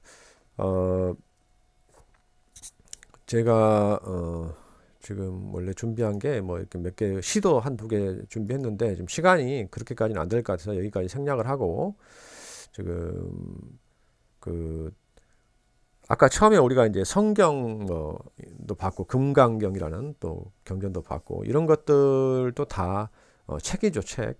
그러니까 어떤 그 성경이나 뭐 불경 뭐 또는 코란 이런 것들은 종교적인 어떤 절대적인 진리를 담은 어떤 그 뭐랄까 책인데 이게 이제 그 책이라고 하는 것이 이렇게 어떤 특정한 사유를 사람의 생각을 이렇게 담는 그런 매개체 어떤 그릇이라고 할 수도 있고 또 우리가 앞에서 그 이야기했던 히틀러의 나의 투쟁이나 마오쩌둥의 어록 이런 것들을 보면 책이라고 하는 것이 어떤 그 시대에 따라서 어떤 그 정치에 이용되기도 하고 또 어떤 때는 뭐 억압이나 권력의 도구로도 쓰이고 했다는 것을 알 수가 있죠. 자, 김남주 시인 같은 경우에는 뭔가요? 이게 어떤 좀 뭐랄까 억눌리고 부자유한 시대에 어떤 시나 어떤 문학 또는 책 이런 것들 어떤 기록 이런 것들이 어떤 역할을 할 수 있는가 하는 것을 보여주는 그런 사례라고 할 수가 있고요. 또 뭐 누군가요? 그 중국의 사마천, 치욕을 딛고 사기라는 위대한 책을 썼던 사마천, 또 한국의 우리나라의 어떤 다산 정약용 이런 것들을 보면 뭐랄까 그 기록하는 자, 저술하는 자의 어떤 그 위대함, 또 뭐 그 역사나 어떤 책의 어떤 그런 그 가치, 유용한 가치랄까 뭐 이런 거 그런 것들을 좀 알 수가 있지요. 자. 책이라고 하는 것은 그러니까 결국에는 뭐 처음에 나왔던 그런 이야기가 다 통하는 거죠. 뭐 정보를 담는 그릇이 될 수 있고 사유화하는 매개물이 될 수 있고 뭐 그렇죠. 아까 뭐 이야기했던 소장품, 내가 아끼는 소장품도 될 수 있고 뭐 친구도 될 수 있고 그런 것이겠죠. 자, 어떻게 보면은 뭐 그 구텐베르크의 성경 같은 거 인쇄술 같은 걸 보면은 책이라고 하는 것이 어떤 정치나 문화나 경제나 이런 그 발전 과정을 어떤 바꿔놓는 그러니까 어떻게 뭐 새로운 뭐 패러다임 어떤 새로운 어떤 생각 그런 것들을 어떻게 널리 전파하느니 아주 강력한 수단이라고도 볼 수가 있고요. 또 뭐 개인적으로는 어떤 자기 그 지적인, 그러니까 개인적인 어떤 세계관을 바꾸는 그런 좁은 의미에서는 책의 어떤 그런 역할도 있는 거죠. 또 어떻게 보면 만약에 책이 없었다고 하면 그 구텐베르크의 인쇄술이 없었다고 하면은 또 그 지금과 같은 어떤 종교나 뭐 자본이라든지 어떤 사회 체제 또 정치 체제 또 어떤 지금의 어떤 문명의 모습 이런 것들과는 전혀 다른 또는 새로운 어떤 인류가 새로운 방향으로 또 변화했을 수도 있겠죠. 자, 이제 뭐 시간이 얼마 남지 않았는데 다음 이제 마무리는 이제 그 책의 그 과정을 좀 약술하는 가볍게 이렇게 요약해서 말씀드립니다. 이게 이제 어차피 그 2학기 때 한 번 더 있는 강의와 연관이 있는 것이어서 자, 이후의 책은 아마도 여러분들이 지금 보면은 뭐 그 이북이라든지 전자책 또 뭐 오디오북 이런 것들이 벌써 지금 나와 있잖아요. 그러니까 앞으로 이제 책은 이제 굉장히 그 다양한 진화를 할 것이라고 지금 저 생각을 해봅니다. 자, 여기 화면에 지금 보시면 자, 한 권의 책이 나오기까지 이렇게 되어 있죠. 자, 그 다음 거 한번 볼까요? 자, 이게 지금 이제 한국 출판의 변화하고 그 기점이 지금 1990년대 이렇게 되어 있어요. 그러니까는 뭐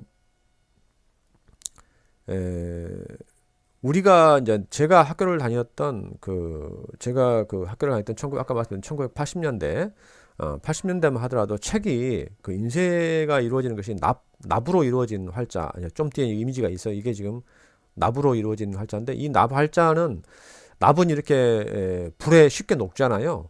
그래서 이제 이것을 글자 한 글자를 이렇게 볼록하니 이렇게 글자가 볼록하니 나오게 이렇게 납을 떠가지고 이렇게 활자를 만들었어요. 그러니까는 뭐 한글로 따지자면 뭐 가나 다라 마바사 이런 글자의 하나하나를 전부 다 납으로 활자를 만든 거죠.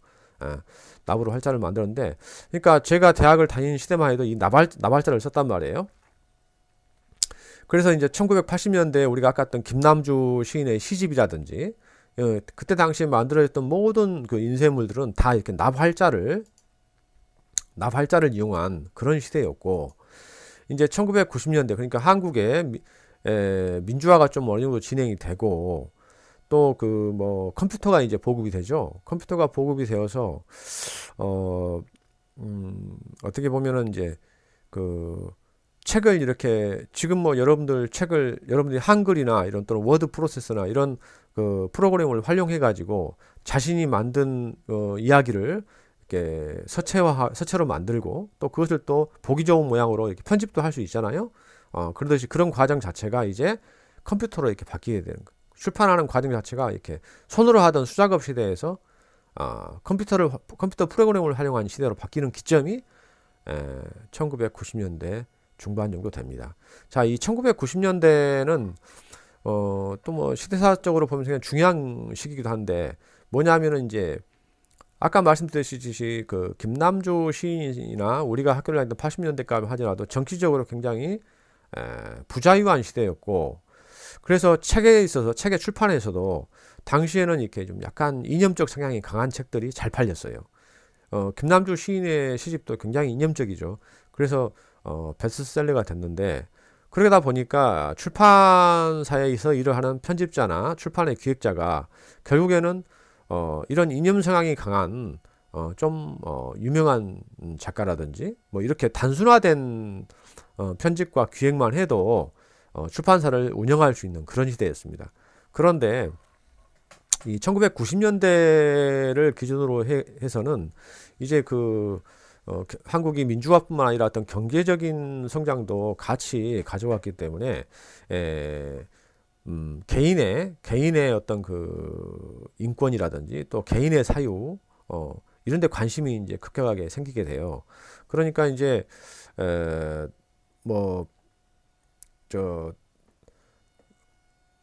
출판하는 사람도 역시 마찬가지로 거기에 맞춰서 어떤 개인의 사유 또 뭐 개인의 그 개인적 독자가 원하는 취향 뭐 이런 것에 맞춰서 책을 만들 수밖에 없는 그런 시대가 된 겁니다. 그래서 이제 여러 다양한 분야의 그 지식을 출판 편집자들도 이렇게 알아야 되고, 또 그런 다양한 분야의 전문가들, 책을 집필할 수 있는 사람들을 이제 찾아보는 그런 계기가 이제 1990년대 중반부터 이제 생기게 됩니다. 그래서 지금은 뭐 한국의 출판이 굉장히 다양화되어 있죠. 분야도 다양하고, 그런 이야기가 어디가 있는가 잠깐 볼까요?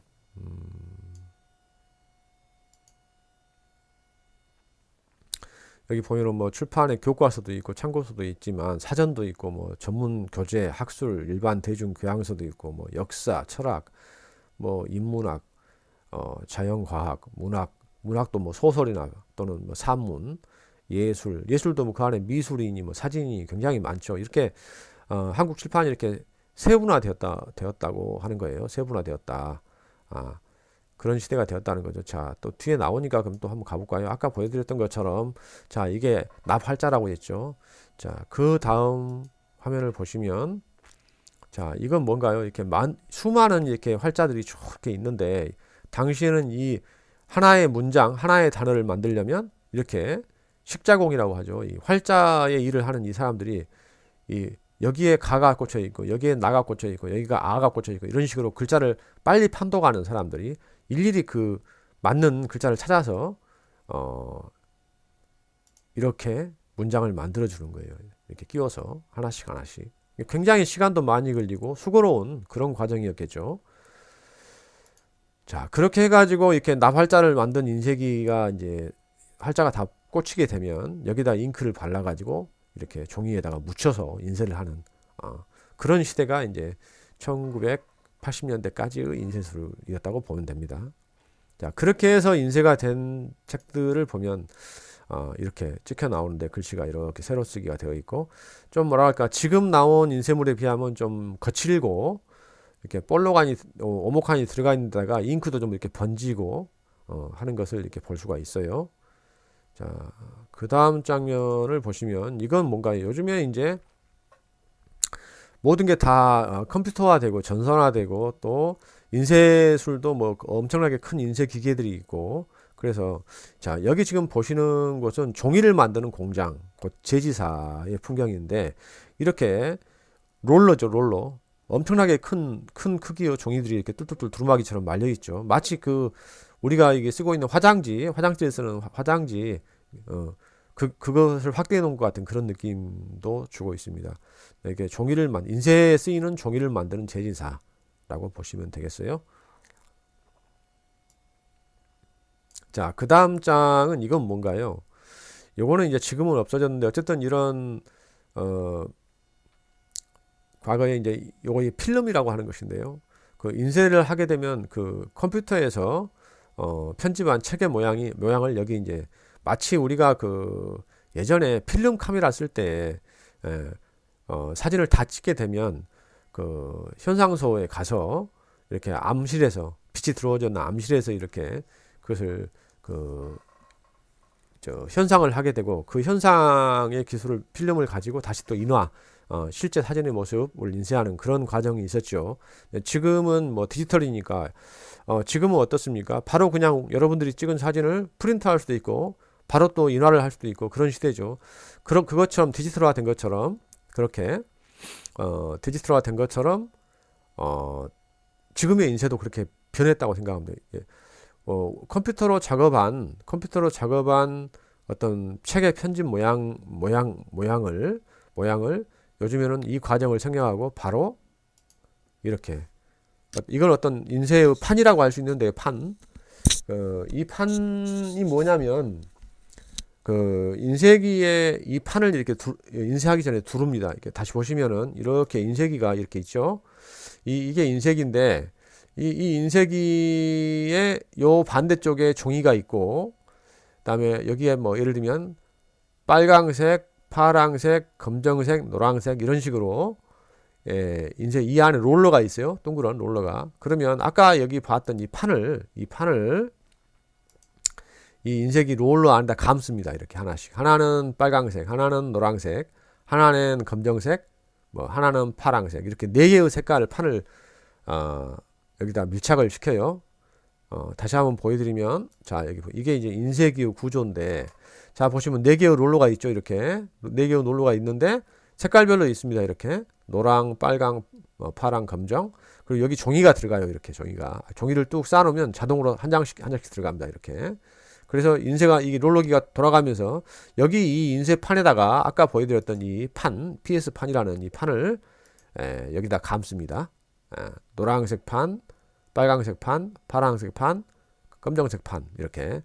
그래서 종이가 가고 잉크가 묻혀가지고 이렇게 똘똘똘 감기면서 여기에 종이가 나오는. 여기 보시면은 이렇게 감겨서 여기 와서 인쇄가 다 된 종이가 쌓이게 됩니다.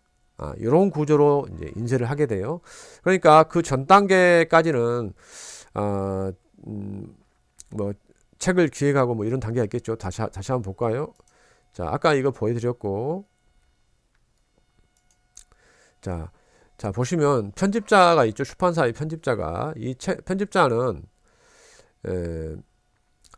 저자, 필자, 책을 쓸 사람을 만나서 고르기도 하고 조율도 하고 또 그 사람이 써온 글을 원고를 잘된 건지 잘못된 건지 검토도 하죠. 그러니까 투고된 원고를 검토하기도 하고 자기가 어떤 책을 만들려고 기획도 하고 거기에 맞는 필자, 저자를 섭외도 하고 그래서 편집자라고 하는 것은 토탈 모든 일을 다 병행해서 출판사에서 이루어지는 모든 일을 다 이렇게 책임지고 하는 사람을 가리키는 말이에요. 자, 이 한 권의 책이 기획이 되면 필자가 섭외되면 그 책에 뭐 사진이 들어갈 건지 그림을 넣을 건지 또는 뭐 어떤 도표를 넣을 건지도 편집자가 판단을 하고요. 또 자, 원고가 다 들어오게 되면 사진도 집어넣고 하면 이것을 디자인하는 작업과 이렇게 진행을 하게 되는데 자, 이 원고의 교정 교열, 잘된 점, 잘못된 점, 고칠 점 이런 것들 다 편집자가 보고 또 여기 진행하면서 어떤 종이를 쓸 것인지, 뭐 책의 크기는 어떻게 할 건지, 뭐 칼라로 할 건지 또는 흑백으로 할 건지 이런 것들을 편집자가 기획 검토를 하고 저자와 상의하고 또 이 책을 디자인할 디자인 파트와 또 상의합니다. 그리고 또 이 책이 완성이 되었을 때 어떻게 독자를 만나게 할 것인가. 그러니까 서점에는 어떻게 팔고 언론사나 이런 신문사나 방송국 이런 데 어떻게 홍보를 하고 또 인터넷 서점이라든지 또는 일반 오프라인 서점 이런 서점들이 있죠. 그런 서점들을 몇 대 몇으로 이걸 유통을 책을 판매를 할 건지 뭐 이런 것들을 토탈로 고민하고 진행하는 사람이 편집자라고 보시면 되겠어요. 자, 아까 우리가 봤던 그 인쇄라든지 종이를 선택하고 나서 인쇄하는 과정은 이 진행하는 여기에 속하겠죠. 여기에. 자, 그 다음 화면은 뭔가 볼까요?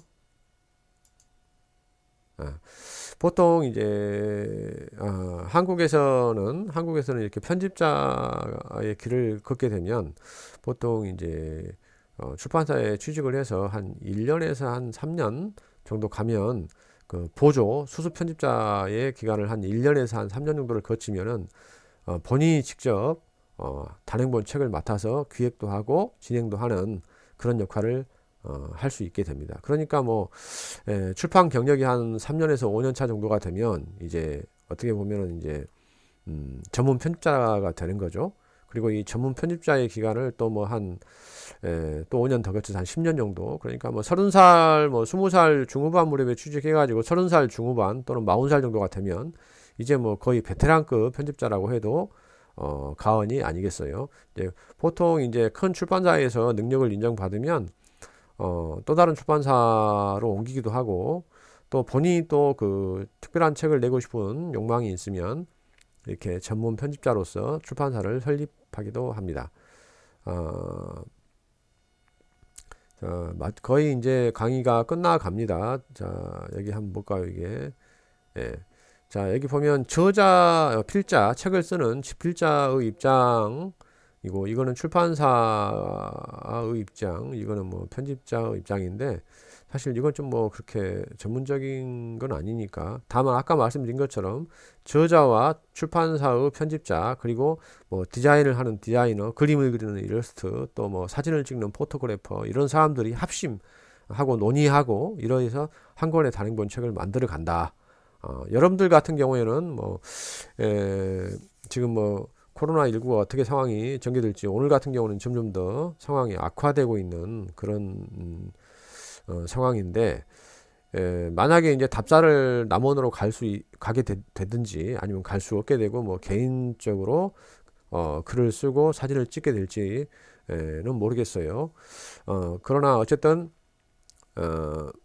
여러분이 말하자면 처음이고 좀 부족하고 좀 낯설더라도 이제 책을 만드는 저자이자 뭐 편집자이자 또 사진을 찍는 사진 작가이자 이런 역할들을 부족하지만 이렇게 좀 해보는 거예요. 서툴지만 사실 제가 오늘 입으로 이렇게 말을 하는 강의는 그냥 거의 참고할 상황이고 여러분들이 직접 해서 이제 한 권의 책이 몇 달 뒤에 나오게 되면 어렴풋하게 그것이 훨씬 더 실체적인 그 느낌을 줄 수 있으리라고 생각을 합니다.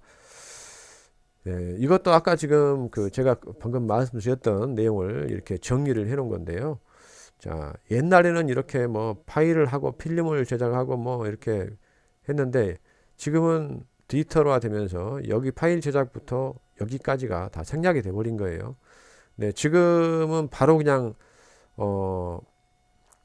파일만 가지고 디지털로 인쇄하는 과정까지 나와 있는데 대부분의 책은 아직까지는 이렇게 하지 않고 이건 소량 인쇄만 이렇게 하고 여기 판 제작부터 하는 걸로 그래서 큰 기계에 옵셋으로 찍는 이렇게 지금 여기서부터 이렇게 돼가고 있다고 보시면 되겠어요. 자, 이건 또 뭘까요? 편집자가 이렇게 잘 보이지 않겠지만 편집자가 한 권의 책을 기획하게 되면 일종의 이 책을 어떻게 이제 한 권의 책으로 만들어야겠다 하는 개발 계획서인데, 보통 이런 개발 계획서에는 이렇게 책의 제목과 그 다음에 이제 뭐 이 책을 어떻게 만들겠다 하는 간략한 컨셉 방향이 적혀져 있고요. 그 다음에 이 책은 뭐 페이지가 몇 페이지짜리에다가 책의 크기는 어느 정도 크기에, 뭐 칼라로 할 건지 흑백으로 할 건지, 종이는 어떤 걸로 할 건지, 뭐 책의 제본은 어떤 식으로 할 건지, 이런 것들을 이제 제시를 합니다. 그리고 이제 제작하게 된 부수도 적게 되고, 또 예상이 되는 독자, 이 책을 읽게 될 독자들은 어떤 사람들일 거다, 어떤 부류의 사람들이겠다, 어떤 나이를 먹은 연령대는 어떨 것이다, 뭐 이런 것들을 적죠. 그리고 이 책을 만들었을 때 기존에 나와 있는 책과 어떤 점이 유사하고 어떤 점이 다른지, 또 어떤 점이 장점이고 어떤 점이 단점인지, 이런 것들을 장단점을 다 적습니다.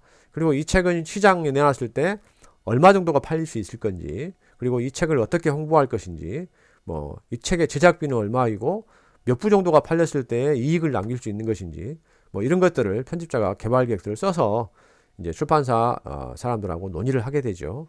그래서 이게 샘플로 제가 한번 보여드리는 거예요. 이 외에도 뭐 이제 뭐 마케팅, 그러니까 홍보, 책의 홍보는 어떻게 할 건지, 뭐 이런 것도 있고, 실제 편집하는 과정에서 사진을 어떻게 그 글과 어울리게 만들 것인가, 뭐 사진의 크기, 또 사진의 방향, 또 어떤 사진을 어떻게 잘라서 쓸 것인가, 뭐 사진의 트리밍하는 거, 이런 것들 또 굉장히 있고, 또 이외에도 많은 이야기들이 있는데, 뭐 이것을 짧은 시간에 다 하기는 어렵겠죠. 그래서 오늘은 이제 뭐 제가 생각할 때 이런 정도에서 지금 강의를 마무리해야 되지 않을까 생각합니다. 뭐 상당히 좀 지루할 수도 있었을 거예요. 어떠셨나요? 제가 말을 좀 빨리 하기도 하고, 그래서 이해가 잘 안 되는 그런 대목도 있었을 거예요. 그런데 이제 현장 강의에서는 뭐 질문도 하고 답변도 하고 하면 되는데, 이게 이제 뭐 그럴 수가 없잖아요. 대신에 이제 이건 동영상 강의니까, 예, 동영상에 좋은 점이 또 있죠. 이렇게 본인이 원하는, 잘 이해가 안 가는 부분은 다시 또 되돌아가서 뭐 한 번이고 두 번이고 세 번이고 계속 반복해서 들을 수 있으니까요.